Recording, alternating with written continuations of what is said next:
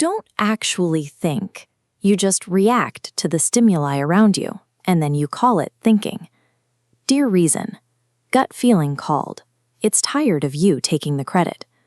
We hear people say, be reasonable every day, treating the phrase as an unquestionable guarantee of truth.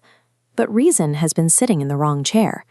It speaks like an authority, when its actual job description is barely entry-level documentation. By handing our mental governance over to a mere filing clerk, we have built our entire sense of decision-making on a structural illusion. If we give reason a brutal performance review, the reality is stark. It doesn't actually lead human thought. When we look closely at the mind, we see it never has. Its true function is entirely administrative.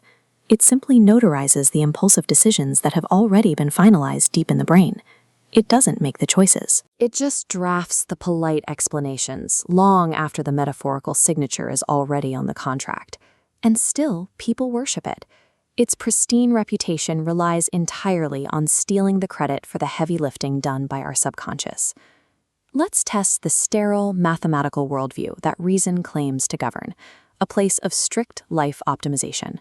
This flowchart frames human reproduction purely as math, funneling inputs like time, money, and sleep into a massive negative bracket. Under this risk modeling, propagating the species guarantees zero return on investment. By reason's math, it's a terrible deal. And yet, it keeps happening.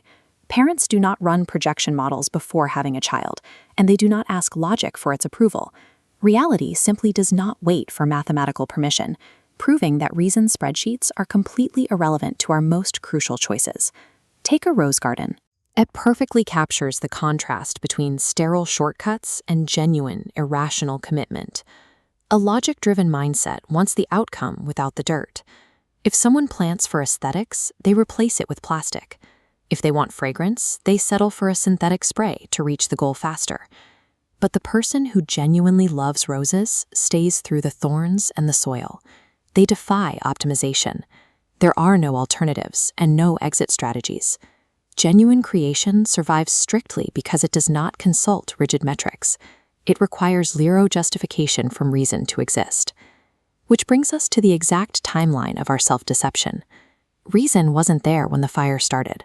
It always arrives late to the scene. Its entire purpose is the cleanup operation. It takes a chaotic, impulsive reality and carefully frames it into a clean, intentional narrative.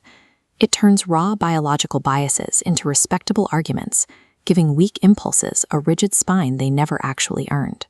We fall for this trick constantly because reason removes the messy truth of our origins and replaces it with the comforting sound of certainty.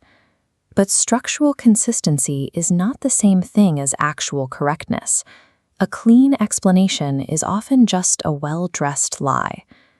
The darkest part of this arrangement is that reason doesn't even choose who it serves. It bends to whatever fear or desire happens to be the strongest impulse in the room. What society proudly labels as logic is actually just blind loyalty to the most powerful feeling we have in that moment. True decisions are made in total silence by our gut, long before the narrator of reason begins speaking.